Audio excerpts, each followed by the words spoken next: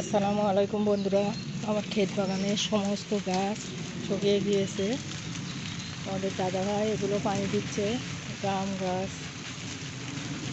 এটা লিচু গাছ। দেখো কত সুন্দর সুন্দর লিচু ধরেছে।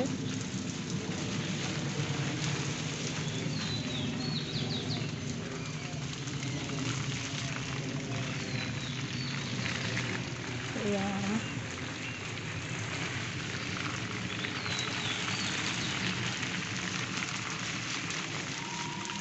এর মধ্যে সব সবজি, কুমড়ো গাছ, লঙ্কা গাছ, উচ্ছে গাছ,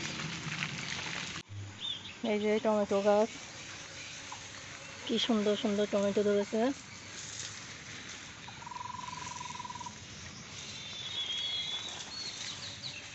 এখন বাজে সকাল 8টা 5। আকাশে ভীষণ মেঘ, এক্ষুনি হয়তো বৃষ্টি আসবে।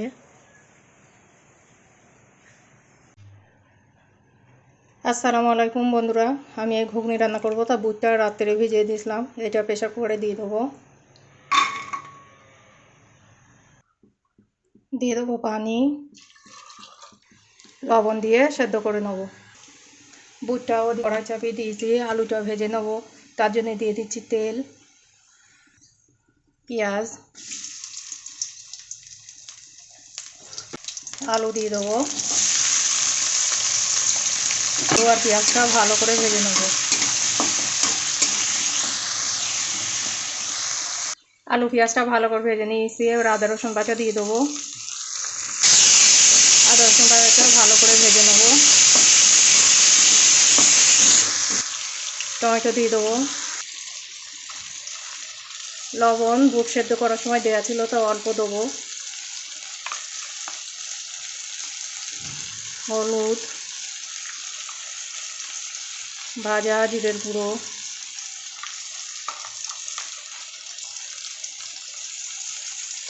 লঙ্কা গুঁড়ো,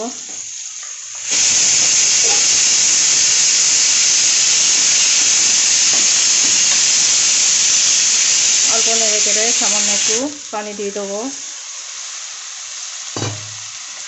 আলু টমেটোটা ভালো করে কষে নেবো।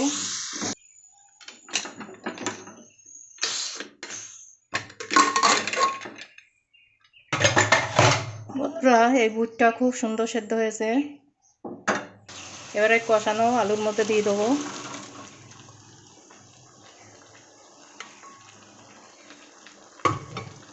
এবার এটা ভালো করে কষে নেবো। শোনো ইয়াং ছেলে মেয়েরা, তোমাদের উদ্দেশ্য করেই বলি, তোমাদের মা বাবা তোমাদের বলছে ওরে পড়াশোনাটা ভালো করে কর, তোমাদের মা বাবার উপরে রাগ হচ্ছে।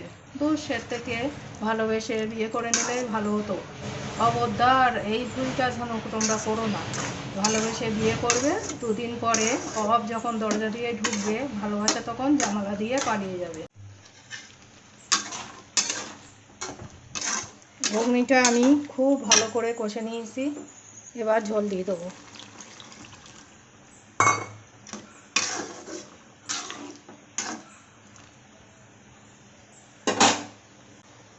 ঝোলটা ফুটিয়ে নেব।